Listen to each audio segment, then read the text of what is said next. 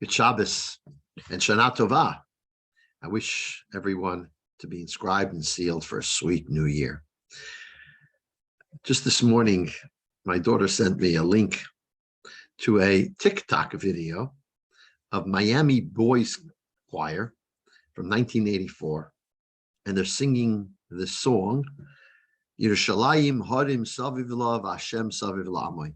Jerusalem, mountains encompass it, and so does Hashem encompass and protect his people. And this video from 1984 has all of a sudden gone viral. It has already 500,000 likes, and I don't know how many millions of views.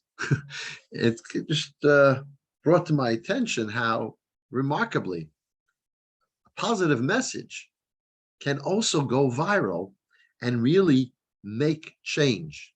So the world we're living in today is such that for the first time, we could really see the possibility and what way there is a possibility for it to all of a sudden transform.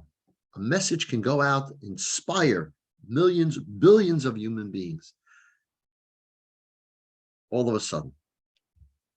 Now, what is the message of Rosh Hashanah?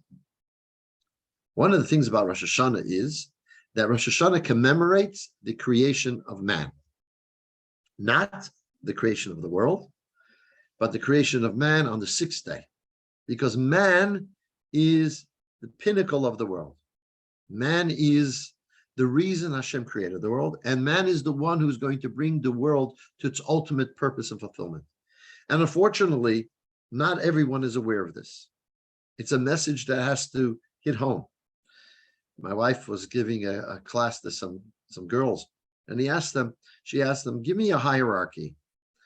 What's on the top and what's on the bottom? Humans, animals, vegetable, trees, and so on, and the inanimate, mountains, soil, earth. Now, one of the girls put humans on the top. That is ridiculous. That is crazy. And that's what message of Rosh Hashanah is, that we human beings are the top and the purpose of why God created the world. And we are the ones who could actually bring the entire world to its state that it's meant to become, that it's meant to be brought to. A place of goodness and kindness and harmony and protecting our environment and world. Yes, we do it for our sake, for the sake of humanity. But not only for the sake of humanity, but for the sake of each and every one of us. You see, it's remarkable.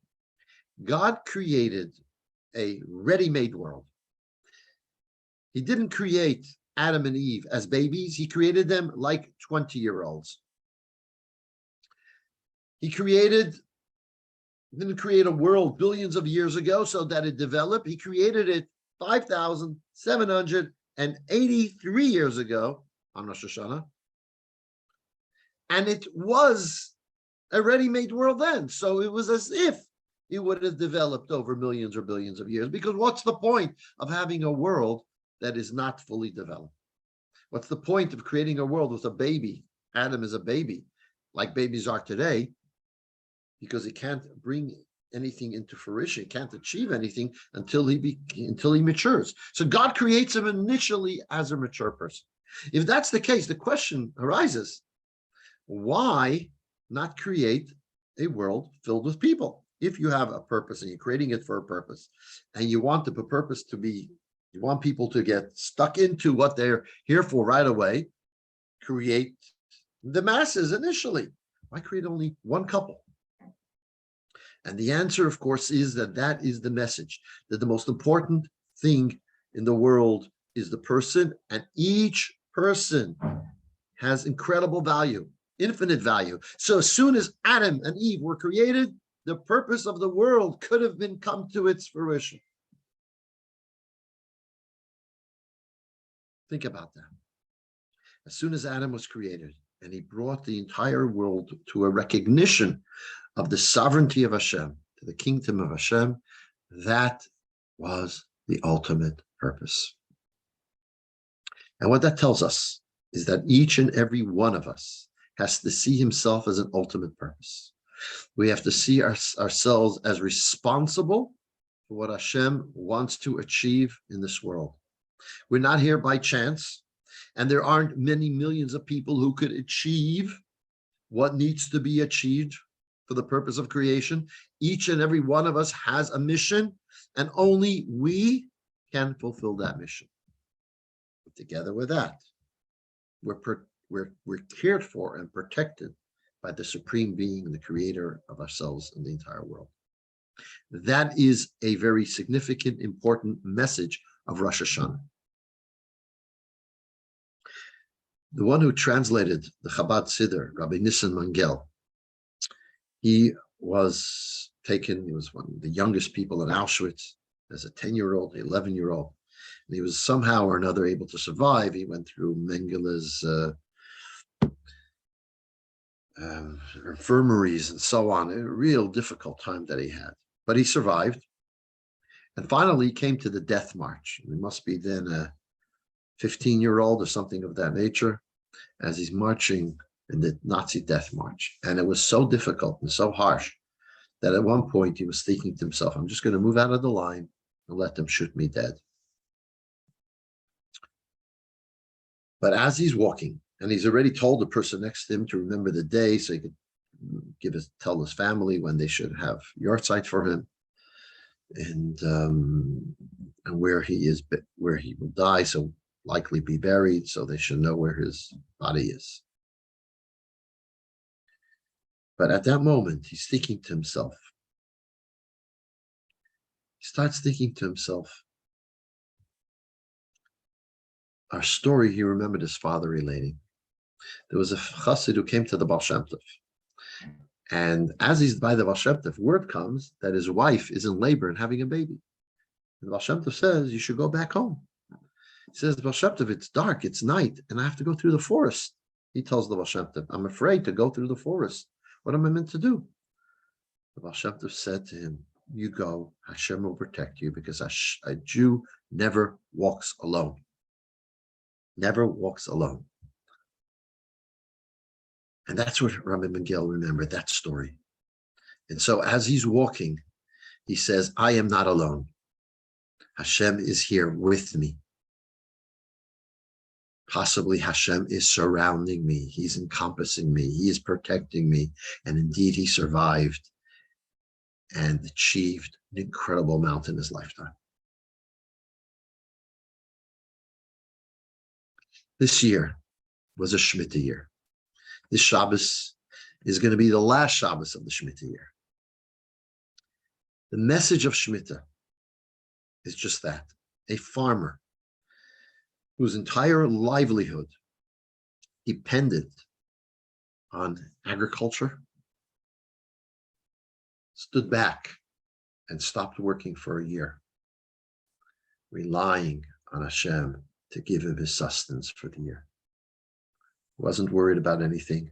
He knew Hashem is going to take care of him. And the Torah promises, I will give my blessing, and even if you don't work the seventh year, you will have an abundance. I just saw a video posted by some farmers in Israel around palm trees, which give forth dates. And they showed the dates of palm trees that were not pruned, that weren't watered, that nothing was done to it for the year. Normally, in that case, you'll have these little dates, but rather, it had these beautiful, fresh looking, large dates. Remarkable. In the Shemitah year, Hashem blesses the land of Israel, even as we see it today. So let me tell you a story on this now. There was a fellow called Yitzchak Turgeman. He was in Morocco. And when in 1962, many, many tens of thousands of Jews left Morocco to Israel, he was afraid to go. And he came to his rabbi, his name was Baba Meir Abu Chatzera. And he said to him that he wants to go to Israel, but he's afraid he won't be able to support himself and his family because he doesn't know how to read and write. Rabbi Abu Chatzera told him, you should go. And Hashem Hashem who feeds all of humanity will feed you too. He says, but everyone else is educated and they'll know how to get ahead, and I am so behind. He says, The fact that you don't know how to read and write will actually serve you in good stead. That will be the source of your parnasa. So he goes to Israel, and he gets his home, and it's with the refugees. And the next day he goes in line to get a job. Goes to the offices there, and he says yes. He tells him his name, and I don't know how to read and write. And he goes, why would I even share that information? Anyway, he goes home thinking that he's not going to get anything. Next day he gets a call. He's to come for an interview. First thing in the morning in the Israeli defense industry. Okay, comes to interview. He sits in the waiting room, and he's waiting and waiting, and no one's calling him. People are coming after him, going in for interviews, and leaving, and he's still waiting. He thought maybe someone played a prank on him. After midday, he gets called into the office, and he says, we here make the defense armaments for this is Raphael. We make the defense armaments for the Israeli Defense Forces. And we print a lot of paper, and this paper is top secret. And after every day, this paper must be destroyed. But it has to be done by someone who can't read it and remember the secrets that are in them. So we're looking for someone who cannot read and write, who cannot read. Now, you said you can't read, so we tested you. We had you here all morning, and we put magazines and papers all around. We wanted to see if you picked them up. You didn't. Once you picked up a paper and held it backwards, we know you're the right guy for the job. He worked in that industry for decades. Even after his age of retirement, he remained there because they couldn't find someone as good as him in not reading. So his inability to read actually was the source of his parnasa, as the rabbi told him. The Shemitah year teaches us that we are in the hands of God. He protects us. Just like mountains are around Jerusalem, God is around his people. He protects us. He gives us a blessing that if we put our hope in him, he will take care of us. That's we always have to remember. And we have to remember that it's each and every one of us as individuals that he protects, and each and every one of us as individuals have a responsibility, have our responsibility to Hashem, to the purpose of why we were created. May Hashem bless each and every one of us to be inscribed and sealed in a good year, a year of health, a year of parnasa, a year of nachas of our children, a year of peace upon the earth, a year of the arrival of Mashiach Tzidkenu, who will redeem us and all of humanity and make the world the place that Hashem envisioned it to be. Shabbos and Shana Tova.